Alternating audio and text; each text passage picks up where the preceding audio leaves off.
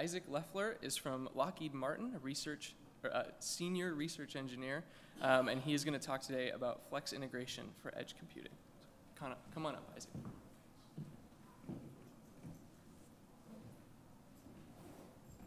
All right.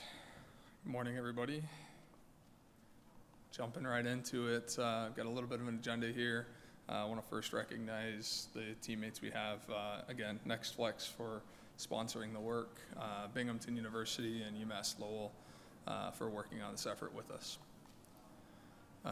Little overview of the roles on the program. So UMass Lowell has design capability as well as a fabrication capability that we're leveraging, leaning into some of their lithography and other tools.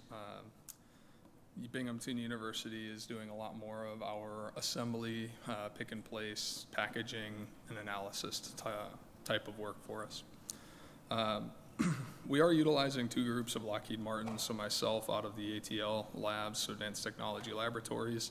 We're priming the effort, and a lot of this leverages previous work that we've done with AIM Photonics, as well as just generally in edge computing type of environments. And then our RMS group is out of New York and also working with Binghamton on a alternative packaging approach. So I can get a little more into detail there later, but it's fusion pick and place and thermal compression are the two different approaches we're looking at.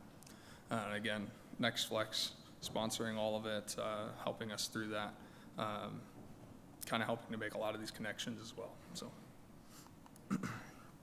motivation for our work, I'm always of the mind that if you only have one single motivation, then there's not going to be enough use case for a product. And so looking across a broad spectrum here, our big focus from ATL is RF to optics. And so what we're doing is we're taking anything RF, whether that be from an antenna, whether that be from some sensor array, whether that be from a satellite array, taking something RF and converting it to something optical, whether that's still analog optical, digital optical, that's up for debate, and I think it's dependent on the solution you're looking at, what the point of that solution is.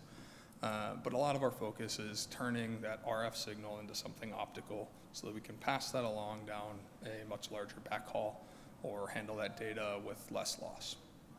And so, as you can see here, satellites, airplanes, antenna arrays, all of those are very good options for the solution. Looking at the reasoning for that, fiber optics, I mean, size, you can literally see flexibility in size of fiber optic cable wrapping many times around an RF cable, something we've all seen and know.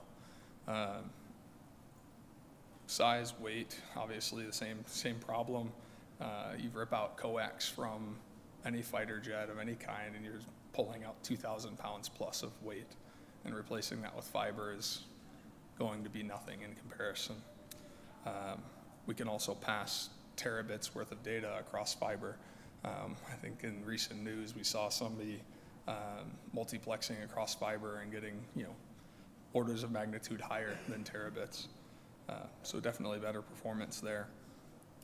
As well as interconnects. There's lots of different ways to tie these things together versus the old school RF methods.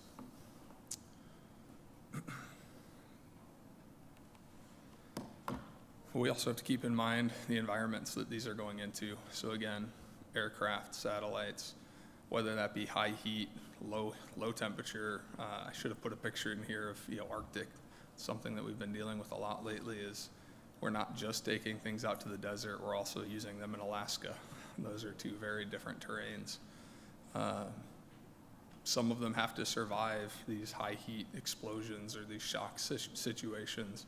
Obviously, in a lot of those, it's kind of considered a one and done, but some devices are intended to survive that. So conditions always define what we build and how we build it.